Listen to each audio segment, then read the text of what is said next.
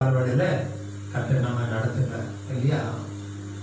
அவருடைய வசனம் சொல்றது கர்த்தரே ஆவியானவர், கர்த்தருடைய ஆவி எங்குண்டோ அங்கு விடுதலை இல்லையா?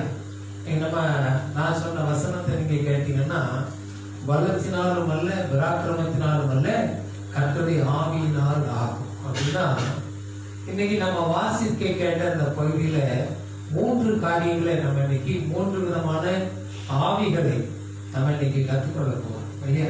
அதுல முதலாவது வசனத்தை வாசி பார்க்கலாம். வாசிக்க 11வது சொன்னா மனுஷனுள்ள ஆவியன்றி மனுஷனில் எவன் மனுஷனுக்குரியவைகளை அறிவான், மனுஷனுக்குள்ள எவனும் மனுஷனுக்குள்ளதை அறிவான். அப்படி போல தேவனுடைய ஆவியே அன்றி ஒருவனும் தேவனுக்குரியவைகளை அறிய மாட்டான். இப்ப எத்தனை ஆவி எங்க இருக்குது? பேசுங்க, நம்ம இன்டராக்ட் பண்ணிட்டு நம்ம இன்னைக்கு பிரசங்கத்தை நடப்போம். எத்தனை ஆவி எங்க இருப்பாங்க? என்ன ஆவி நம்ம பார்க்கிறோம்? ஒன்றாவது நம்ம பார்க்கிறோம் மனுஷனுடைய ஆவி, இரண்டாவது என்ன பார்க்கிறோம்? அதே தேவனுடைய ஆவி. தொடர்ந்து வாசிங்களா. நாங்களோ உலகத்தின் ஆவியை பெறாமல் அடுத்த என்ன ஆவி வந்துருச்சு? எத்தனை ஆவியை கற்றுக்கொண்டிருக்கோம்? 3 ஆவிகள். என்னெல்லாம்? ஒண்ணு மனுஷனுடைய ஆவி, இரண்டாவது தேவனுடைய ஆவி, மூணாவது உலகத்தின் ஆவி. 3 ஆவிகளை நம்ம இந்த காலங்களில் கற்றுக்கொண்டிருக்கிறோம். Praise the Lord. Hallelujah. Amen. Amen. Amen. Amen. Amen. Amen. Amen. Amen. போட்டுடுங்களா? 3 ஆவிகளை என்ன செய்யறோம்? இந்த காலங்களில் நம்ம கற்றுக்கொண்டிருக்கோம் இல்லையா? இப்போ நம்ம தெளிவா பார்க்க வேண்டிய ஒரு காரியம் என்ன அப்படின்னா, நமக்குள்ளாக எந்த ஆவி இருக்குது? நமக்குள்ள எந்த ஆவி இருக்கு? என்கிட்ட மனுஷன ஆவி இருக்கா, தேவனுடைய ஆவி இருக்கா, இல்ல உலகத்தின் ஆவி இருக்கான்னு சொல்லி நினைச்சோம். இந்த 3 ஆவிகளை நம்மோடு கம்பேர் பண்ணி இந்த காலங்களில் பார்ப்பது நமக்கு நம்முடைய ஆவிக்குரிய வாழ்க்கைக்கு மிகவும் முக்கியமாக இருக்கு. இப்போ பார்த்தீங்கன்னா, இந்த உலகத்தின் ஆவின்னு ஒன்று சொல்றோம் இல்லையா? உலகத்தின் ஆவி இது எப்படிப்பட்டதுன்னா, சீக்கிரம் ஸ்ப்ரெட் ஆகி போய் சீக்கிரமா அது ஸ்ப்ரெட் ஆகி போய், இப்போ இந்த உலகத்துல ஒரு நோய் வந்து என்ன வியாதி வந்தது? கொரோனாங்கிற வியாதி வந்துச்சு. என்ன செய்தது? சீக்கிரமா ஸ்ப்ரெட் ஆக ஆரம்பிச்சு. மட்டன்னு ஸ்ப்ரெட் ஆச்சு. ஸ்ப்ரெட் ஆகி என்ன பண்ணுச்சு? அநேகரை முடக்கி விட்டது. அநேக பிசினஸ், அநேகரை மரணத்துக்கு கொண்டு போயிடுச்சு. இல்லை, அந்த மாதிரி நிறைய பேரை மறிப்பதற்கு அது கொண்டு போன ஒரு ஆவியா அந்த மனுஷ ஆவிங்கிறது என்ன செய்யும்? நல்ல ஸ்பீடா ஸ்ப்ரெட் பண்ணக்கூடிய ஒரு ஆவி சொல்லிட்டாங்க. இப்படி அந்த ஆவியை ரெசிஸ்ட் பண்ணோம்னா, இப்போ உலகத்தில் என்ன பண்ணாங்க? இந்த கொரோனா வைரஸை ரெசிஸ்ட் பண்றதுக்கு என்ன பண்ணாங்க? கொரோனா வேக்சினேஷன் சொல்லி கொண்டு வந்தாங்க இல்லையா? அந்த தடுப்பூசிகளை கொண்டு வந்து அந்த வியாதி பரவாமல் இருக்க, அந்த வியாதிப்பட்டவர்கள் சுகமாகும்படி அந்த தடுப்பூசியினால் என்ன செய்தோம்? நிறைய பேர் அதை சேஃப்கார்ட் பண்ணிட்டாங்க இல்லையா? அந்த உலகத்தின் ஆவியை சேஃப்கார்ட் பண்ணணும்னா இன்னொரு தடுப்பூசி நமக்கு தேவைப்படுது. என்ன தேவைப்படுது? அதுதான் தேவனுடைய ஆவி. அப்படின்னா நாங்க தேவ ஆவியை பெறாதவர்களா என்று சொல்லி நம்ம கேள்வி கேட்கலாம். நீங்க வேதத்தை நல்லா கற்றுக்கொண்டிருந்தீங்கன்னா, உங்களுக்கு இருக்கிற ஆவி என்ன ஆவி? யார் கொடுத்த ஆவியா இருக்குது? ஆதியாகமத்துல நீங்க படிச்சீங்கன்னா அந்த ஆவி எங்க இருக்குது? தேவன் மண்ணினால் ஒரு மனிதனை உண்டாக்கி அவருடைய நாசியில தன்னுடைய சுவாசத்தை ஊற்றினபடினால் அவர் நினைச்சார் ஜீவ ஆத்மாவாக அவன் மாறிவிட்டான் என்று சொல்லி நம்ம பார்க்கணும். அப்படி தொடர்ச்சி தானே வருது. மனிதனுடைய சந்ததிகள் சந்தானங்களுடைய தொடர்ச்சியா வந்து கொண்டிருக்கு. அப்படின்னா நமக்குள்ள இருக்கிற ஆவி என்ன ஆவி? சங்கீதத்தில் சொல்றாங்க, சொல்ல கர்த்தர் நம்முடைய ஆவி என்ன ஆவியா இருக்கா? கர்த்தர் நமக்கு கொடுத்த தீபமாய் இருக்கிறது சொல்லி ஆண்டவர் சொன்னார். இந்த ஆவியை நம்ம செப்பரேட் பண்ணி பார்க்கும்போது என்னென்ன இருக்குதுன்னு சொல்லி நம்ம பார்க்கலாம். ஒரு வசனத்தை நம்ம வாசிக்கலாம். நீங்க வாசிங்க. 2 அல்லேலூயா பிரைஸ் தி லார்ட். நம்ம எபேசியர் வாசிங்க. எபேசியர் 6ஆம் அதிகாரம்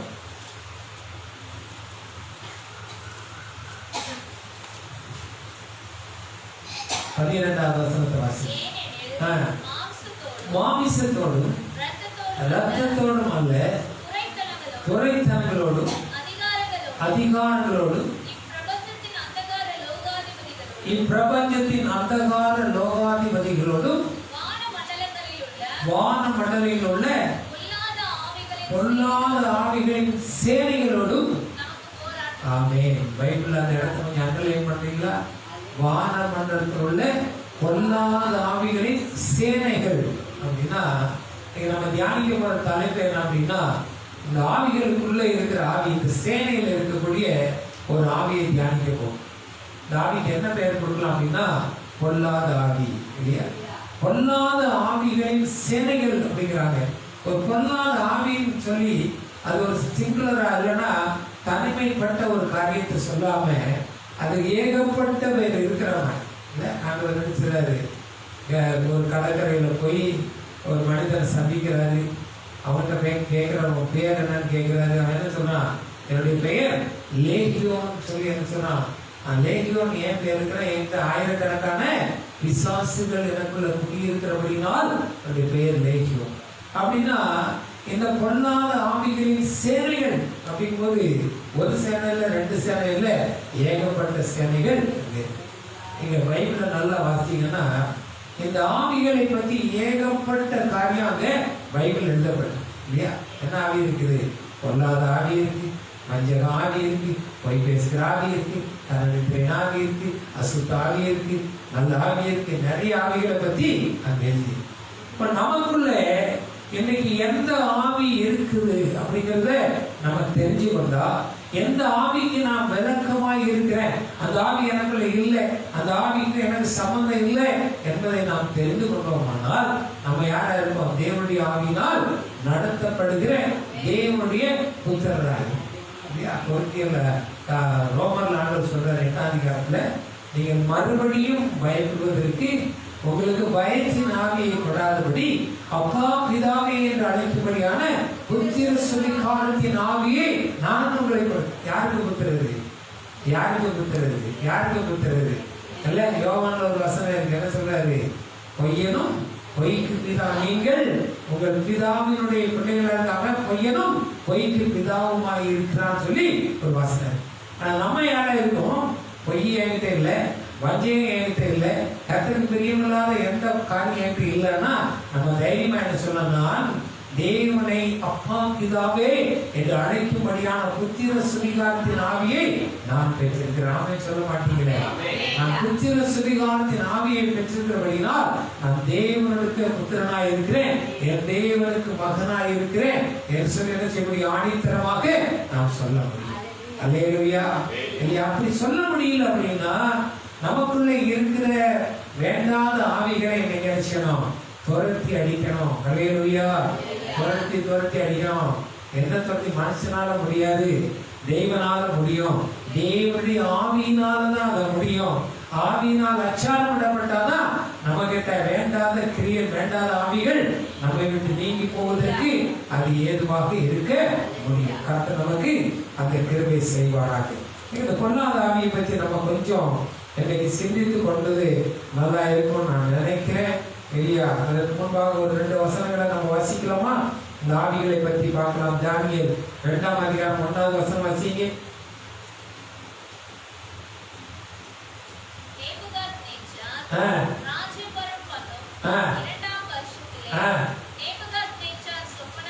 சொப்பனங்களை கண்டான், அதனால் அது ஆவி கலங்கி நித்திரை கலைந்தது. திடீர்னு நித்திரை கலந்து போச்சுன்னா 2 காரியங்களுக்கு கலைந்து போகும். ஒண்ணு, ஆண்டவர் நம்ம எழுப்பி விடுவார். அப்படின்னா நினைச்சுவோம், எழுந்தவன் நினைச்சுவோம், முகங்கள்லாம் கழுவிச்சு 1 மணி 2 மணி ஆனால் ப்ரெஷ் எல்லாம் பண்ணி தலையெல்லாம் நல்லா சீவி பவுடர்லாம் போட்டு போவோம். ஆண்டுடைய சமூகத்தில் அமர்வதற்கும். ஏன்னா அவர் அனுப்பி விடுறார், அவரை தேடும்படி ஏதோ ஒரு காரியம் நம்ம மூலமா செய்யும்படி நினைச்சார். அவர் நம்மை தூண்டுகிறார், ஏவுகிறார். அது நிச்சயமா நமக்கு தெரியும். கர்த்தர் நம்மை எழுப்புகிறார். இன்னொன்று ஆவி வந்து ஆண்டவர் சொல்றாரு 8ஆம் அதிகாரம் சங்கீதம் 8 கடைசி வசனம் வாசி பாருங்க. சங்கீதம் 8 கடைசி வசனம்.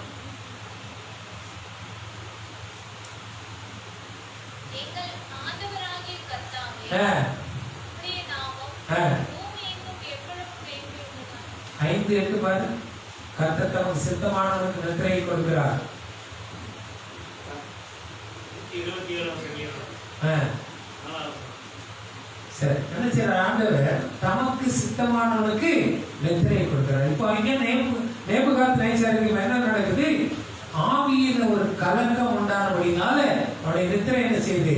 கலங்கி நித்திரை அவனுக்கு நித்திரை பண்ண முடியாம நித்திரையிலிருந்து எழும்பிட்டான்னு சொல்லி நம்ம பார்க்கிறோம். சங்கீதம் 77:3 வாசிங்க.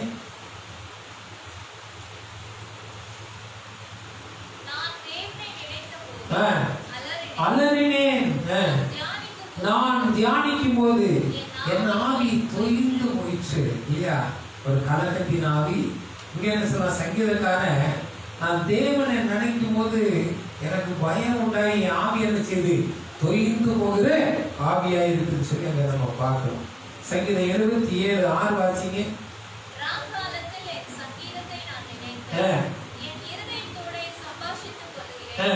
என் ஆவி ஆராய்ச்சி செய்கிறது. அல்லேலூயா.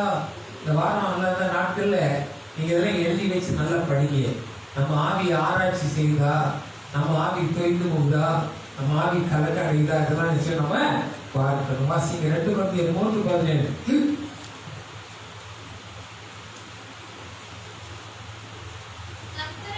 கர்த்தரே ஆவியானவர், கர்த்தருடைய ஆவி எங்கொண்டோ. அல்லேலூயா. இன்னைக்கு தலைப்பா நம்ம எடுத்துக்கொண்டிருக்கிறோம் பொல்லாத ஆவியை பற்றி நம்ம படிக்கிறோம். வாசிங்க 1 சாமுவேல் 16:14.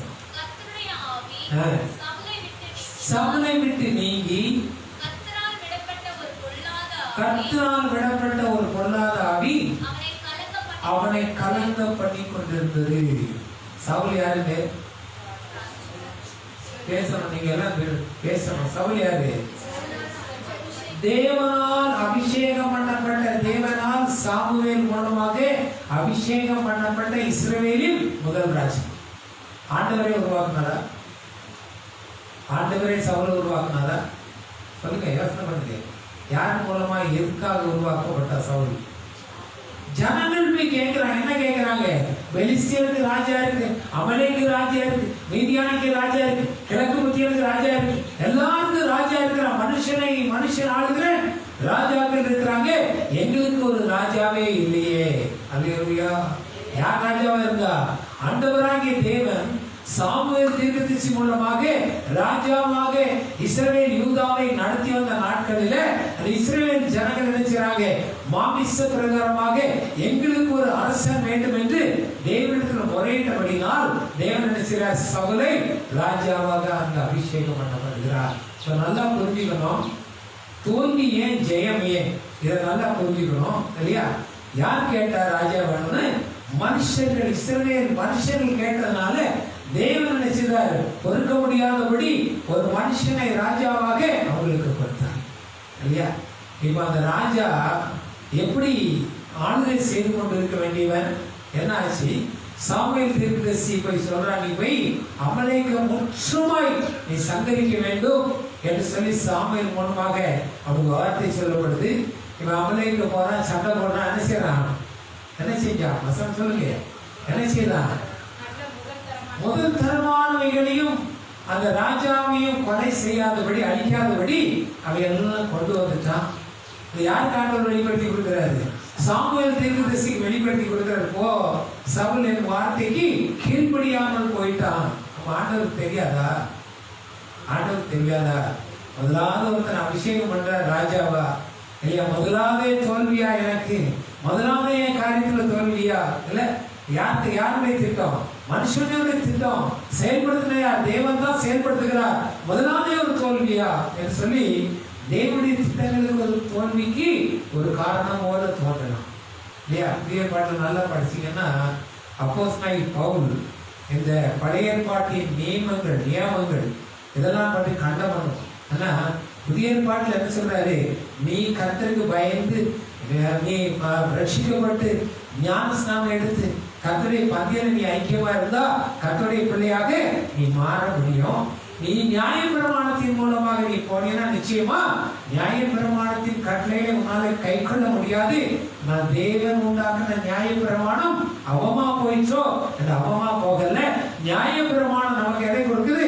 ஒரு வழியை போதித்து கொடுக்கிறது. அந்த வழி என்ன? ஆண்டவராய் இயேசு கிறிஸ்து சொல்கிறார், நானே வழியும் சத்தியமும் ஜீவனுமாய் இருக்கிற அந்த வழியில நீங்க நடக்கும்படியாக நியாயப்பிரமாணம் நம்மளை போதித்து கொடுக்கிறத தவிர நியாயப்பிரமாணமே நீதியும் நியாயம் வழியும் சத்தியமும் இல்லை என்று சொல்லி அப்போஸ்தலனாகிய பவுல் தெளிவாக அங்க சொல்றதை நம்ம பார்க்கணும். அப்படின்னா தேவனால் மனுஷர்கள் மூலமாக தேவனால் நியமிக்கப்பட்ட அந்த சவுல் ராஜா தேவனுடைய வார்த்தைக்கு கீழ்ப்படியாம தன்னுடைய சுயமாய் செயல்பட்டபடினால என்ன நடக்குது? தேவன் கொடுத்த ஆவியை அவர் எடுத்துவிட்டு அந்த இடத்துக்கு என்ன செய்தார்? ஒரு பொல்லாத ஆவியை அவர் அனுப்புகிறார். அல்லேலூயா. தேவன் எப்படி பொல்லாத ஆவிகளை அவர் அனுப்ப முடியும்? பொல்லாத ஆவிகளை தேவன் எப்படி அனுப்ப முடியும்? அடுத்த கேள்வி. அவர் அவர் நல்லவர் தானே, தீங்குக்கு மனஸ்தாபப்படுவர் தானே, பாவங்களை பார்க்காத சுத்த கண்ணம் தானே, எப்படி பொல்லாத ஆவியை அவர் அனுப்ப முடியும்? இல்லையா? தேவனுடைய பர்மிஷன் இல்லாதபடி நம்மை தொடுவதற்கு தேவன் எந்த ஆவிக்கும் அதிகாரம் இருக்குது. எத்தனை விசுவாசிக்கிறேன்? கையை வைத்து சத்தமா ஒரு ஆமென் சொல்றீங்களா? ஏன் நான் சொல்றேன்னா, நீரறியா யாரும் நேரிடா என் தலைமுடியும் நீர் எண்ணி வச்சிருக்கோம். தலைமுடி உங்களுக்கு தெரியுமா எத்தனை இருக்கு? உங்களுக்கு தெரியுமா? யாருக்காவது என் தலையில எத்தனை முடி இருக்கு யாருக்காவது தெரியுமா? யாருக்கு தெரியும்? ஆண்டவருக்கு தெரியும். அவர் சொல்றார், நட்சத்திரங்களை உண்டாக்குற தேவன் அவளை பேரிட்டு அழைக்கிறார். இன்னைக்கு தேடிட்டு இருக்கோம் எத்தனை நட்சத்திரம் வானத்துல இருக்குன்னு சொல்லி இன்னும் கண்டுபிடிக்க முடியல. வர வர நட்சத்திரங்கள் வந்து கொண்டே இருக்கிறத தவிர யாரும் அதை கண்டுபிடிக்க முடியல. அப்படின்னா நம்முடைய தலையில உள்ள முடி நமக்கே என்ன முடியல, நமக்கே தெரியலன்னா வசனம் சொல்லுகிறது, உன் தலையில உள்ள முடியெல்லாம் நான் எண்ணி வைத்திருக்கிறேன். ஹல்லேலூயா. அப்படின்னா உன்னை தொடுகிறவர் என் கண்ணின் மணியை தொடுகிறார் என்று சொல்லி வசனம் சொல்லி இருக்கும் போது நம்ம யார் தொட முடியும்? ஆனா தொட முடியும் எப்போ? தேவன் பர்மிஷன் கொடுத்தா அந்த சத்துருன் நம்ம மேல கை வைப்பதற்கு அது முடியும். இல்லையா? நீ யோபு சரித்திரத்தை நீங்க படிச்சு பார்த்தீங்கன்னா அங்க என்ன நடக்குது? யோபு போல பக்திமான் இல்ல, நீதிமான் இல்ல, இல்லையா? எல்லாம் தேவனுக்கு பயந்து நடக்கிறவன், பொல்லாப்புக்கு விலைக்கு நடக்கிறவன், அவனை போல ஒரு நீதிமான் இல்லைன்னு சொல்லி நம்ம பார்க்கிறோம். ஆனா அந்த நீதிமானுக்கு என்ன நடக்குது? சாத்தான் போய் ஆண்டவருடைய பர்மிஷன் கேட்கிறான். அவனுடைய சரீரத்தை தொட வேண்டும், அவனுக்கு இருக்கிற ஆசையை அழிக்க வேண்டும், அவனை உண்மை மறுதலிக்க நான் வைக்கிறேன் என்று சொல்லி என்ன செய்யறான்? சத்ருவாகிய சாத்தான் ஆண்டவரிடத்துல ஒரு போட்டியை உண்டாக்குறான். ஆண்டவர் சொல்ல, நீ போய் ட்ரை பண்ணிப்பார். இல்லையா? இப்ப சவுலுக்கு தேவன் கொடுத்த அந்த ராஜரீகம் என்கிற ஆவியை எடுத்துக்கொண்டு, தேவனுடைய ஆவியை எடுத்துக்கொண்டு அங்க அதுக்கு பதில் ஒரு பொல்லாத ஆவியை அங்க அனுப்பினார் என்று சொல்லி நம்ம பார்க்கிறோம். பிரியமான தேவ பிள்ளைகளே, நாம் தேவனால் உண்டாக்கப்பட்ட பிள்ளைகள், தேவனை அறிந்த பிள்ளைகள், தேவனுக்காக வாழ்கிற பிள்ளைகள். ஆனால் நம்முடைய வாழ்க்கையில சவுலை போல கர்த்தருக்கு பிரியமில்லாத காரியங்களை நாம் செயல்பட துணியும் போது நிச்சயமாகவே நம்ம இடத்துல அந்த பொல்லாத ஆவிகள் கிரிய செய்ய ஆரம்பிக்கும். ஆமென் சொல்றீங்களா? ஆமென். கடினமான கொஞ்சம் போதுனாதான் நீங்க கேட்டுதான் ஆகணும், நீங்க அதுபடி நடந்துதான் பாருங்க. ஒரு சின்ன உதாரணம் சொல்ல பாருங்க. சிம்சோனை ஆண்டவர் தெரிஞ்சு கொண்டார்ல, ஆண்டவர் தான் தெரிஞ்சு கொண்டாரு. சிம்சோனுடைய அப்பா அம்மா எப்படி இருந்தாங்க? சிம்சோனுடைய அப்பா அம்மா எப்படி இருந்தாங்க? அந்த நாள்ல அந்த இஸ்ரவேல் ஜனங்கள் குடித்து வெறித்து வெளிச்சேர்ந்து அடிமைப்பட்டிருந்த நாட்கள்ல அடிமைகளாக தெரிஞ்சவங்க. அவங்களுக்கு நீதி இல்லை, நியாயம் இல்லை, ஒரு சட்டம் இல்லை, தீர்மானம் இல்லை. அப்படி அந்த நாட்களில இந்த ஒரு குடும்பம் என்ன செய்றாங்க? இந்த தாயும் தகப்பனும் பிள்ளைகள் இல்லாத நாட்கள், அவங்களுக்கு குழந்தை கூட இல்லை. அவங்க ரெண்டு பேரும் என்ன செய்யறாங்க? பயபக்தியாய் கர்த்தருடைய நாமத்துக்கு அவருடைய சத்தத்துக்கு கீழ்ப்படிந்து நடந்ததுனால அவர் என்ன செய்யறாங்க? அங்கே அந்த ஒரு நியாயாதிபதியை ஆண்டவர் என்ன செய்றாரு? அந்த குடும்பத்துக்கு கொடுக்கிறார். யாரை கொடுத்தாரு? சிம்சோன். இல்லையா? அந்த சரித்திரத்தை விட்டு படிச்சு பாருங்க. ரொம்ப சிம்சோனை எதுக்காக கொடுத்தார்? இஸ்ரவேலை நியாயம் தீர்க்கும்படி, ஒரு நியாயாதிபதியாக இஸ்ரவேலுக்கு இருக்கும்படியாக ஆண்டவர் சிம்சோனை எங்க உருவாக்கினார். ஆனா சிம்சோன் என்ன செய்தான்? சிம்சோன் என்ன செய்தான்? இல்லையா? நசரேனுடைய விரதத்தை பெற்றவன் அவன் என்ன செய்யறான் பாத்தீங்கன்னா, முதலாவது அங்க போன இடம் எங்க போனான்? முதலாவது எங்க போனான்? பெலிஸ்திய நாடாய் எங்க போனான்? திம்னாத்துக்கு போறான் இல்ல, அங்க போய் முதலாவது திம்னாத்துக்கு போறான். அங்க போய் என்ன செய்யறான், அங்க தனக்கு ஒரு மனைவி வேண்டும் என்று சொல்லி அந்த திம்னாத்துல போய் தெரிந்து கொள்ள. திம்னாத்துல என்ன தெரியுமா உங்களுக்கு? ஏதாவது ஞாபகம் வருதா? திம்னாத்து ஏதாவது ஞாபகம் வருதா? திம்னாத்து இல்லையா? யூதா ஞாபகம் வருதா? இப்போ என்ன ஞாபகம் வருது? யூதா திம்னாத்துக்கு ஒரு வேசியை தேடி போறார். அப்படின்னா திம்னாத் என்ன நடந்தது? வேசிகள் நிறைந்த ஒரு இடம் இல்ல, ஒரு ரெட் லைட் ஏரியா. அங்கதான் திம்னாத்துக்கு பேரு. அப்போ யூதா என்ன செய்யறான்? திம்னாத்துக்கு ஒரு வேசியை தேடி எங்க போறான். அங்க நடந்த காரியம் நமக்கு தெரியும். அந்த மருமகள் ஒரு வேசியின் வேடமா இருந்து தன்னுடைய மாமனாரோடு சேர்ந்த ஒரு சந்ததி உருவாயிச்சுன்னு சொல்லி நம்ம பார்க்கணும். அப்போ அந்த வேசிகள் நிறைந்த அந்த திம்னாத்துக்கு நான் யாரு போறா? தேவனால் உண்டாக்கப்பட்ட பக்தி நிறைந்த ஒரு குடும்பத்தின் ஒரு மகனாக இஸ்ரவேலுக்கு நியாயம் விசாரிக்கும்படியாக ஒரு நியாயாதிபதியாக ஏற்படுத்தப்பட்ட யார் போறா? சிம்சோன் அங்க போறான். இருக்கு நமக்கு ஒரு மனைவியே எங்க தேர்ந்த அந்த விபச்சார கும்பலுக்குள்ள, அந்த வேசி கும்பலுக்குள்ள தேர்ந்தெடுக்கும்படி திம்னாத்துக்கு போறான். உன்னை பார்த்துட்டான், அவங்க அம்மா அப்பா எல்லாம் கூட்டு போனான், பார்த்துட்டான், வருஷம் போட்டு திருப்பி வந்துட்டான். அநேக நாட்கள் போகல. திருப்பி போகும்போது என்னாச்சு? வேற ஒருத்தருக்கு அவன் மனைவியாக மாறிச்சு. சரி போச்சு. இப்ப திம்னாத்தை விட்டுட்டு திருப்பி எங்க போறான்? திருப்பி இன்னொரு ஊருக்கு போறான், காசாவுக்கு போறான். அது என்ன ஊரு? அது இதே மாதிரி விபச்சாரிகளின் வேசிகளும் நிறைந்த அங்க போய் யாரை கண்டுபிடிக்கிறான்? தெலிலாள் என்கிற ஒரு வேசியை கண்டுபிடிக்கிறான். இதனால என்னாச்சு? தேவனுடைய ஆவி அவனை விட்டு கொஞ்சம் கொஞ்சமா விலகி கடைசியில் அமைச்சுதான் தன்னுடைய சுய மாமிசத்துக்கு, தன்னுடைய சுய மனுஷ ஆவிக்கு, தன்னுடைய உலகத்தின் ஆவிக்கு தன்னை ஒப்பு கொடுத்தபடினால் நினைச்சுதான் அவமானப்படுத்தப்பட்டான் என்று சொல்லி நம்ம பார்க்கணும். சவுல் பாருங்க, தேவனால் அபிஷேகம் பண்ணப்பட்ட மனுஷன் இப்ப தேவனுடைய ஆவியை இழந்து போய் ஒரு பொல்லாத ஆவி அவனுக்குள்ள வந்ததுனால இப்ப என்னென்ன நடக்குது அப்படிங்கிறத நம்ம பார்க்க போறோம். வாசி 1 சாமுவேல் 16-15 வாசிங்க.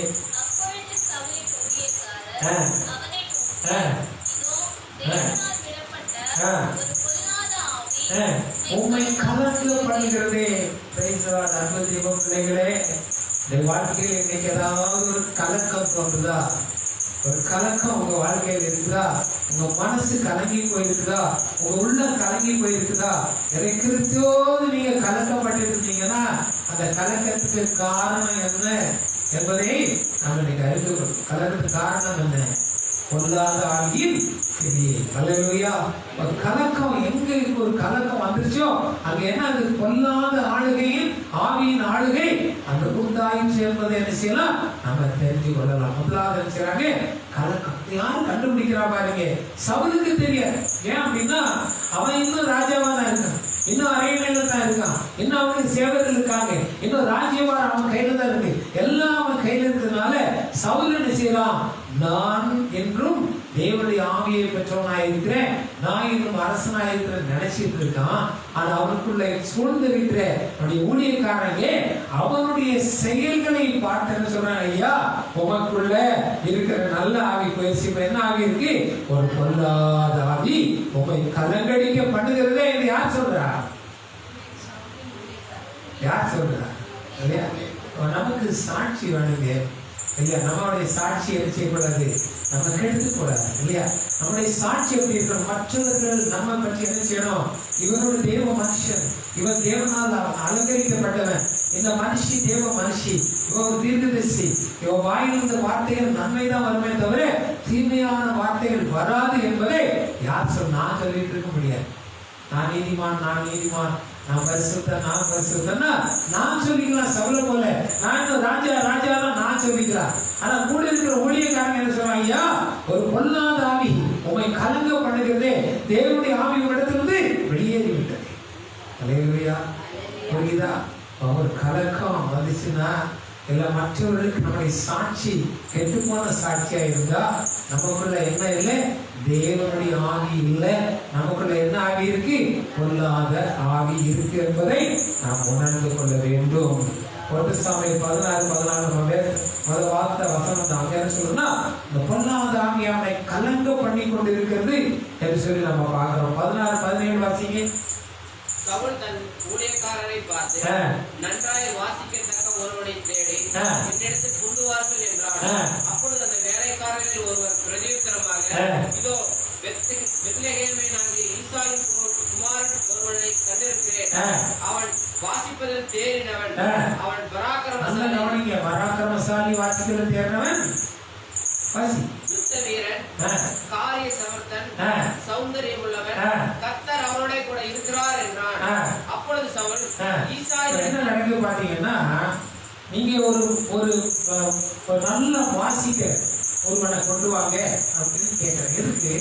இந்த ஆவி வந்து போகிற ஆவியாக வரும்போது, நீங்க வாசிக்கும் போது ஆவி வச்சது அவர்களுக்கு வெளியே எதிர்பார்க்கும். அப்படின்னா இந்த குணாதிசயங்கள் என்ன, சில நேரம் நல்ல குணாதிசயங்கள், சில நேரம் என்ன செய்யுது வேண்டாத குணாதிசயம். நம்மகிட்ட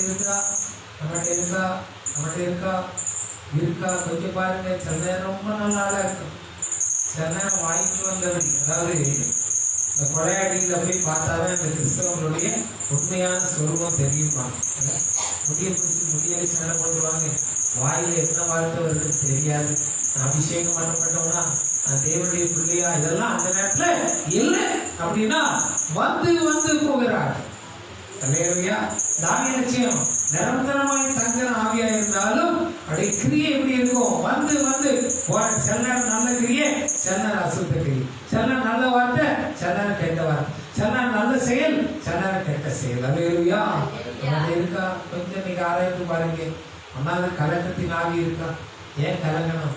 கலங்காதே தெரியாதே நான் உன் தேவன் ஆண்டவர் சொல்றாரு இல்லையா? நம்ம அவனை தெய்வமாய் கொண்டிருக்கிற ஜனம் வாக்கியம் உள்ளது என்று சொல்லி வேதம் சொல்றது. அப்படின்னா கர்த்தரை தெய்வமாய் நாம் கொண்டிருக்கும் போது நமக்கு கலக்கம் ஏன், பயமே. ரோமர் 8:30 எப்பொழுது நினைக்கணும், மனதில் போட்டு வச்சுக்கணும். அவருடைய தீர்மானத்தின்படி அழைக்கப்பட்டுள்ளாய் நமக்கு சகலமும் நன்மை செய்வார். தீமை நடந்தாலும் நன்மை, நன்மை நடந்தாலும் நன்மை இல்ல. ஏன் யோசேப்பை கொண்டு போய் குழியில போட்டாங்க? ஏன் யோசேப்பை கொண்டு போய் பார்த்து போத்திபார் அணையில விட்டாங்க? ஏன் அங்க இருந்து அவனுக்கு ஜெயில போட்டாங்க? இருக்கு அவன் அந்த ராஜ்யத்தை ஆளுபடியாக இல்ல.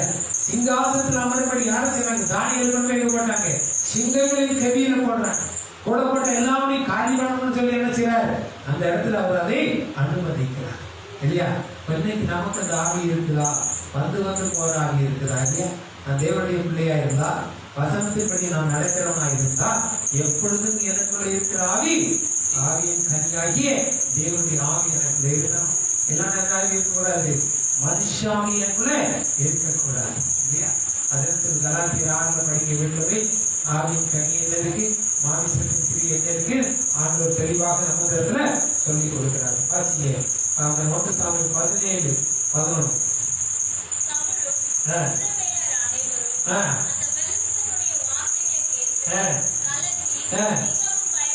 கலங்கி பயப்படுற அர்த்தங்களே, கலங்கி பயப்படுறாங்க. ரோமர் 4 சொல்றாங்க, திரும்பவும் பயப்படுறது உனக்கு பயத்தின் ஆவியை கொடுக்காதபடி அப்பா பிதாவே என்று அழைக்கும்படியான புத்திரசுகாரத்தின் ஆவி இல்ல. நீ வேண்டிக் கொள்வது இல்லதென்று உனக்கு தெரியாதபடினால வாக்கு கடங்காத பெருமூச்சலோடு பிதாவோடு அவர் நமக்காக வேண்டுதல் செய்து கொண்டிருக்கிறேன்னு சொல்றாங்க. இது அப்படின்னா நம்ம என்ன ஆவியை பெற்றுக் கொண்டிருக்கிறோம் இல்லையா? தேவனுடைய ஆவி நமக்குள்ள இல்லைன்னா இந்த கலக்கம் வரும், பயம் வரும், எல்லாம் நமக்கு பயம் வருதுதா?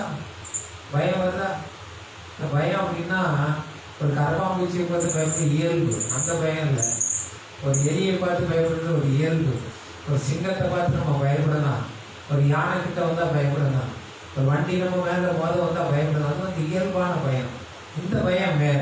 இந்த பயம் என்ன, ஆண்டவர்கிட்ட ஒண்ணு நம்ம கேட்கிறோம், தேவன்கிட்ட ஒரு காரியம் நம்ம கேட்கும் போது அந்த கேள்விக்குள்ள ஒரு பயம் வந்தா ஆண்டவர் நடத்துவாரா, ஆண்டவர் செய்வாரா, ஆண்டவர் மேல ஒரு நம்பிக்கையின் தன்மை வரும்போதுதான் இந்த பயம் நமக்கு வரும். எப்படி? ஆண்டவரும் வேணும், உலகமும் வேணும். ஆண்டவருக்கு காணிக்கைங்கிற வேலை லஞ்சமும் கொடுப்பேன், உலகத்துக்கும் லஞ்சம் கொடுப்பேன். பிள்ளைக்கு அட்மிஷன் பண்ணலாம் செய்வீங்க, பிள்ளைக்கு ஒரு டாக்டருக்கு ஒரு அட்மிஷன் வேணும்னு வச்சுக்கணும், மணிக்கு ஒரு டாக்டர் அட்மிஷன் வேணும். நாங்கள்லாம் முயற்சி பண்றோம், அப்பா முயற்சி பண்றாரு, அம்மா முயற்சி பண்றாரு. அப்பா பணம் கட்டிட்டாரு, எவ்வளவு கட்டிட்டாரு? 1 கோடி ரூபாய் கட்டி வச்சுட்டாரு. இருக்கு அவளுக்கு சீட்டு கிடைக்கிறது. அப்போ போய் யூனிவர்சிட்டியில போயிட்டாங்க, 1 கோடி கேட்டாங்க. 1 கோடியை அங்க கொடுக்கணுமே, இங்கே வந்து கொடுக்கணும், இங்க ஒரு கமிஷன் கொடுக்கணும், இல்ல இங்க ஒரு லட்சம் கொடுக்கணும், அங்க ஒரு லட்சம் கொடுக்கணும். புரியுதா? அங்க ஒரு லட்சம், கர்த்தருக்கு ஒரு லட்சம் இல்ல. அது என்ன வரும்? பயச்சினாவி. ஆண்டவர் செய்ய மாட்டாரோ, ஆண்டவர் கைவிட்டுவாரோ, என் வார்த்தை கேட்க மாட்டாரோ, என் ஜபத்துக்கு பதில் கொடுக்க மாட்டாரோ அப்படிங்கிற ஒரு பயம். இதுதான் உண்மையான பயம். இன்னொரு பயம் என்ன அப்படின்னா, பாவம் செய்யறதுல பயம் இல்ல. துணிகரமான சில பாவத்தை நினைச்சுவோம், அடிச்சு செய்வோம் இல்ல. அப்ப என்ன செய்ய மாட்டோம்? இந்த பயம் நமக்கு இருக்கு. அது என்ன பயம்? பாவத்தை பற்றி பயம். பாவத்தின் சம்பளம் மரணம் என்கிற பயம் நமக்கு இல்லை. அதனால நினைச்சிடும், துணிகரமான பாவங்களை செய்ய நம்ம துணிகிறோம். அது யார் தூண்டி விடுது? பொல்லாத ஆவி நமக்குள்ள இருந்து தூண்டி விடுகிறது என்பதை நாம் மறக்கக்கூடாது. அல்லேலூயா. வாசிக்க 17:24 வாசிக்க. 1 சாமுவேல் 17:24. பயந்து விலகி ஓடி போறது. என்ன? தேவ சமூகத்தை விட்டு விலகி ஓடி போறது இல்ல, விலகி ஓடி போறது. ஆலயத்துக்கு வாங்க, ஆலயத்துக்கு வாங்க, உபதேசத்தை கேளுங்க, இங்க நிலைத்திருங்க அப்படின்னா இங்க இருக்கிறதுக்கு கொஞ்சம் கஷ்டம். ஏன்னா நாங்க எங்க போனோம்? நாங்க மலை எங்க போனோம்? நாங்க மலை எங்க போனோம்? பரிசுத்த ஸ்தலத்துல வந்து முதல்ல நாங்க காசு இருக்கோம், எங்க போனோம்? திருநாட்டுக்கு போனோம். அதான் எங்களுக்கு ரொம்ப சந்தோஷம். அதான் பாட்டு, ஆடாத சத்தம் எல்லாம் நல்லா இருக்கு. திருநாட்டுக்கு எங்க போனோம்? காசாவுக்கு போனோம். பெர்மனண்டா அவங்க பிடிச்சிக்கலாம் இல்ல, பெர்மனண்டா பாவத்தோட இணைஞ்சிக்கலாம். இது காசாவுக்கு ஓடி போனோம் இல்ல. யாருடைய ஆவி? சொல்றது புரியுதா? ரொம்ப எலாபரேட் பண்ண தெரியல எனக்கு. சொல்றது புரியுதா? அப்படின்னா காசாவின் ஆவி, இந்த பொல்லாத ஆவி நம்மளை எங்க கொண்டு போகும்? திருமணத்துக்கு கொண்டு போகும், காசாவுக்கு கொண்டு போகும். கடைசியில் செய்யும் இந்த பொல்லாத ஆவியின் ஆளுகைக்குள்ள முற்றுமாய் நம்மை அனுப்பும். 17:33 வாசிங்க.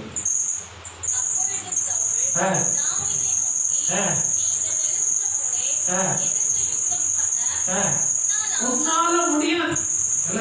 நம்ம சொல்லிப்போம், பைபிள் வாசிப்போம் அல்ல, நமக்கு தெரிஞ்ச மாதிரி கொஞ்சம் ஜெபம் பண்ணுவோம், ஆண்டவரோட எப்படி பண்ணுவோம். அப்போ ஒருத்தர் வந்துச்சுன்னா, நீ எல்லாம் எங்க தேட போற? உன்னால முடியுமா? நீ எல்லாம் பைபிளை படிக்க முடியுமா? நீ எல்லாம் ஜெபம் பண்ண முடியுமா? நீ வெற்றி பண்ண முடியுமா? நீ ஒரு ஊழியக்காரனா வர முடியுமா? நீ ஒரு தீர்க்கதரிசியா வர முடியுமா? நீ ஒரு ஆலோசனை சொல்ற வர முடியுமா? ஒன்னால முடியாது முடியாது சொல்லி செய்யும். அடுத்தவங்க சொல்றது ரெண்டாவது, நமக்குள்ள ஒன்று சொல்லிட்டு இருக்கோம். அவன் சொல்றது மாட்டீங்க, அடுத்தவங்க சொல்றது காத்துல போட்டாங்க, கேட்க வேண்டாம். ஆனா உங்களுக்குள்ள இருந்து ஒண்ணு சொல்லுங்க, என்னால முடியாது, என்னால முடியாது, என்னால முடியாது இல்ல. எப்படின்னு சொல்லி இந்த முடியாத தன்மையை, முடிகிற தன்மையை கூட என்ன செய்யும்? முடியாத தன்மையாக என்ன செய்ய பொல்லாத ஆவி மாற்றி விடும். கவனமா நம்ம ஜாக்கிரதையா இருக்கணும். 1 சாமுவேல் 18:8 வாசிங்க.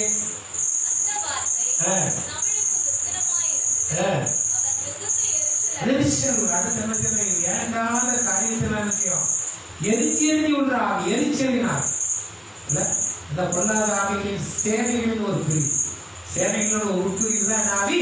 பொறாமையினால், எரிச்சலினால், பொய்யினாவி, பிசாசினால், இதெல்லாம் என்ன செய்யுது? இந்த பொல்லாத ஆவிகளின் பிரிவினால் என்ன வருது? பொறாமை ஏற்படுது. எதனால பொறாமை வருது? எதனால பொறாமை வந்துச்சு? ஒன்னால கொள்ள முடியல, நீ ராஜா, நீ என்னோட பயங்கரமான பெரிய ஆளா இருக்க, உகையில அதிகாரம் இருக்கு, அந்தஸ்து இருக்கு, ராஜா உடை இருக்கு, பெரிய வாள் வச்சிருக்க, கவச உடை வச்சிருக்க, எல்லாம் நீ வச்சிருந்த, ஒன்னால முடியல, ஒன்னால செய்ய முடியல. இன்னொருத்த செய்தானா அவன் என்ன செய்யணும்? அப்ரிஷியேட் பண்ணணுமே தவிர அவனை டிஸ்கரேஜ் பண்ணக்கூடாது. அவன் மேல எரிச்சல் நீ செஞ்சிருக்க வேண்டியதுதானே. மற்ற அநேக நேரம் தான் செய்வாரு. உங்களை கொண்டு செய்ய வேண்டிய காரியத்தை நீங்க செய்யும் இல்லையா? நீங்க செய்யாதபடி பாஸ்டரையா செய்வார். பாஸ்டர்கிட்ட பாடுன்னா அந்த ஜெயம் யாருக்கு வந்துடும்? யாருக்கு வந்துடும்? இங்க ஞாபகம் வருதா? ஒரு வேத சம்பவம் ஞாபகம் வருதா? ஒரு நியாயாதிபதியாகி ஒரு ஸ்திரீ யார பண்ணாங்க? சிஸ்டராவே ஆன்மீக சொன்னாங்க. யாருக்கு அந்த மகிமை போச்சு? அவங்களுக்கு தான் போச்சு. ராஜாவுக்கு அந்த மகிமை ஓட்டமில்லை. அல்லேலூயா. அப்ப உனக்கு ஜெபத்தின் ஆவியே, கர்த்தருடைய ஆவியே, தேவன் நமக்குள்ள தந்திருக்கிற ஆவி உனக்குள்ள இருந்தா நீ ஜெபம் பண்ணி வெற்றியை பெற்றுக் கொள்ளணுமே தவிர எடுத்தது 99 எங்க போக கூடாது. வார்த்தையா ஜெபம் பண்ணுங்க. அவர் ஜெபம் பண்ணுவார். சின்ன சபை 50 குடும்பம் 20 குடும்பம் நம்ம ஜெபம் பண்ணலாம். ஆயிரக்கணக்கான குடும்பத்துக்கு பெரிய பெரிய ஊழியக்காரர்கள் லெட்டர் எழுதிக்கணும். ஐயா எங்களுக்கு ஜெபம் பண்ணுங்க, ஐயா எங்களுக்கு வீடு வேணும், எனக்கு வாகனம் வேணும், எனக்கு வேலை வேணும், ஜெபம் பண்ணுங்க. அவர் தான் உங்களுக்கு தனியாக ஜெபம் பண்றாங்க. உப்பு மாதிரி கூட்டி இருக்கிற காயத்து மேல கையை வைத்து, ஆண்டவரே இந்த விண்ணப்பங்களெல்லாம் சமுதிரப்படுகிறேன், ஆசீர்வதி. என்ன ஆசீர்வாதம் கிடைக்கும்? என்ன ஆசீர்வாதம் கிடைக்கும்? என்ன செய்யணும்? நீ செய்கிறதே நீ செய்கிறனா அந்த ஆசீர்வாதம் எங்க போகும்? அடுத்தவங்களுக்கு போகும். அல்லேலூயா. அடுத்தவங்க அந்த வெற்றியை பெற்றுக் கொள்வாங்க, அடுத்தவங்க அதுக்கு ஏற்றுக்கொண்டு வருவாங்க. அதுக்குள்ளவே நீ பொறாமை எரிச்சல் அடைஞ்சினா அதுக்கு பேர் என்ன? பொல்லாத ஆவியின் கிரியை. இல்லையா? 19 அதுல வாசிங்க. 9வது வசனம் 18:9.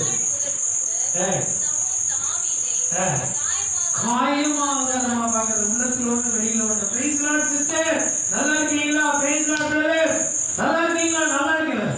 நாசமா போவா உள்ள என்ன சொன்னோம்? என்னை பத்தி அப்படி பேசுனியா, என்னை பத்தி இப்படி எல்லாம் சொன்னியா? பிரைஸ் லார்ட் சிஸ்டர், நாசமா போவா. என்ன சொன்னோம்? உள்ள என்ன பண்ணும்? சொல்லுங்க. ஆமா சொல்லுங்க, இல்ல சொல்லுங்க, இருக்கா இல்லையா அதை சொல்லுங்க. உள்ளத்தில் ஒன்று வாயில் ஒன்று பேசுகிறது. அல்லேலூயா. தாய்மாரமா பார்க்கிறது யாருடைய கிரியை? பொல்லாத ஆவியின் கிரியை. மறக்கக்கூடாது. வாசிங்க 10.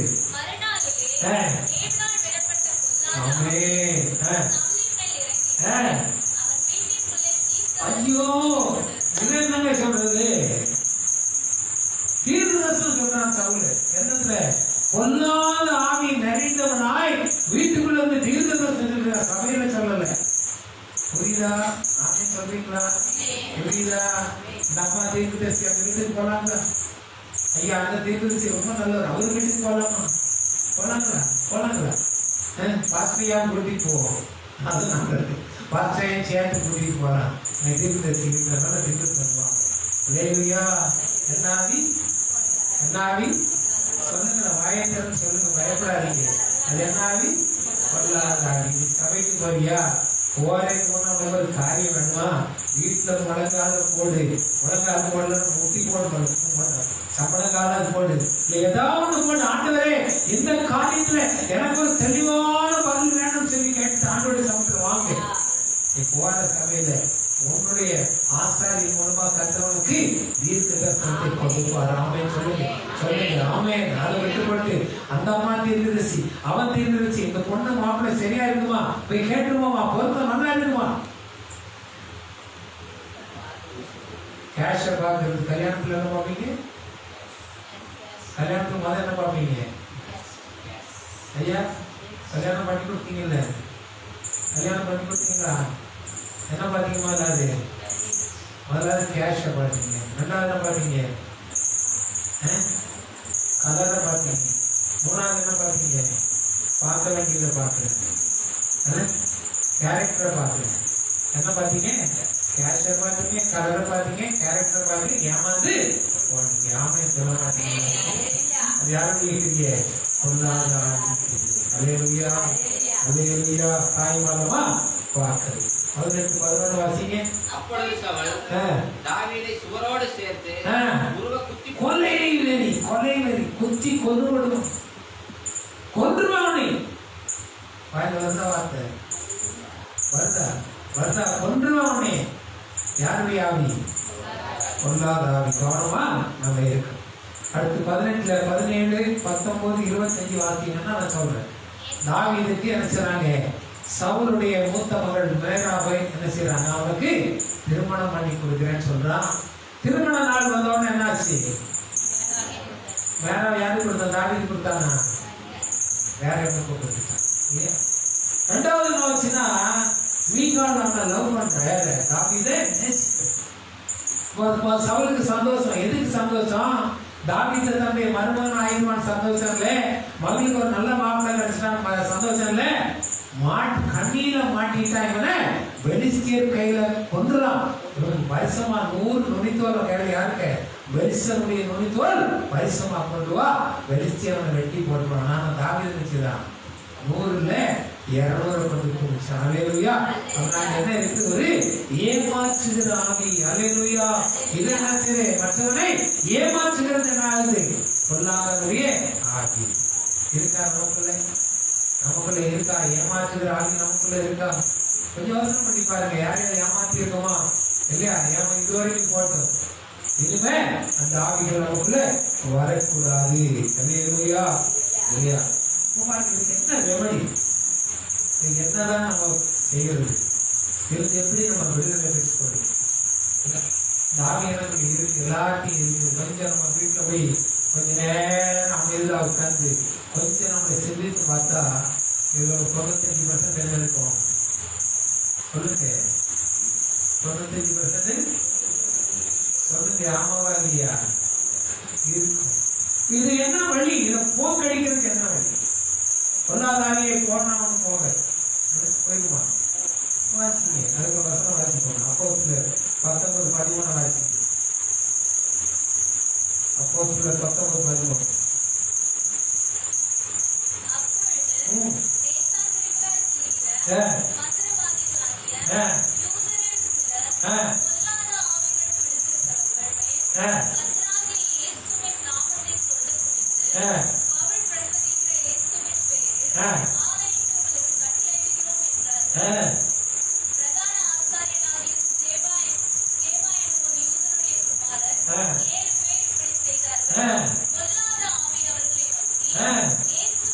இயேசுவை அறிவோம், பவுலை அறிவோம், நீங்கள் யார்?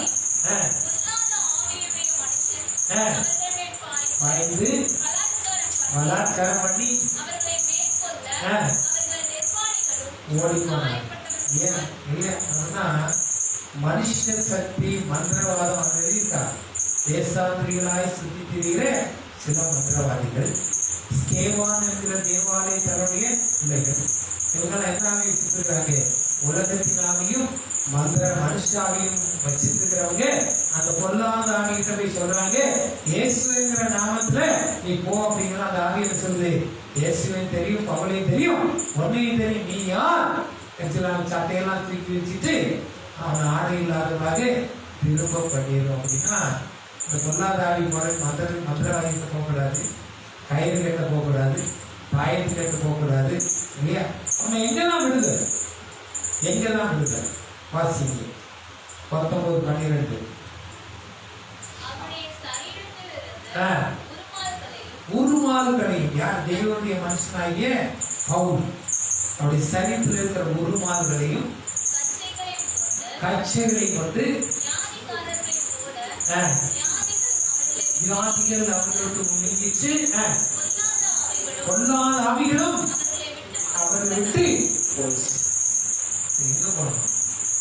எங்க போனோம்? மந்திரவாதி தேடி போகாதீங்க, பொய்ப்பிற்கு தேடி போகாதீங்க.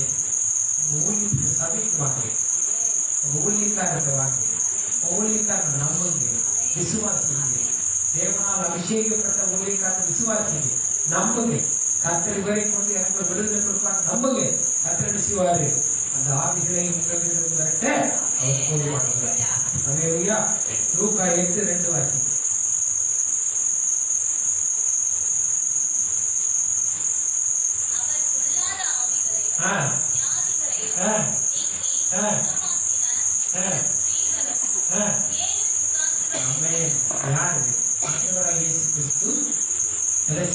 பொல்லாதாரிகளை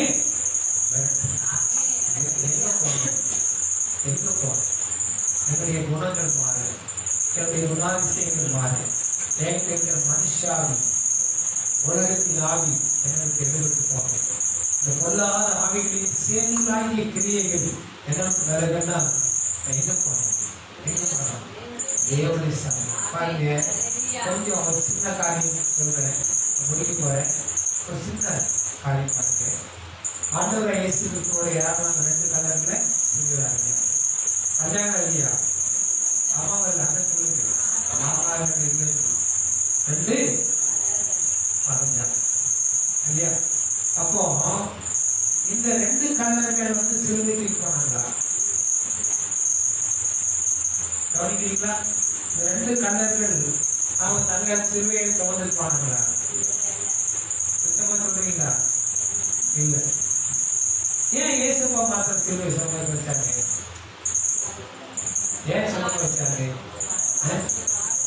ஆத்மா சொல்றாரு, என்னை பின்பற்றி நீ வரணும் அப்படின்னா சொல்றாரு, என்ன சொல்றாரு? தம்மை தான் வெறுத்து சிலுவையை சுமந்து கொண்டு இயேசுவின் பின்னால போன என்ன செய்யணும்? சிலுவை சுமந்தாங்க போக முடியும். சும்மா ஆசீர்வாதத்தை சுமந்துட்டு போக முடியாது, சும்மா ஐஸ்வர்யத்தை சுமந்துட்டு போக முடியாது, சும்மா பெரிய பெரிய கூட்டங்களை சுமந்துட்டு போக முடியாது. யார் சுமக்கணும்? கல்வாரி சிலுவையை இயேசு நமக்காக சுமந்தது போல பொல்லாத ஆவிகளின் கிரியை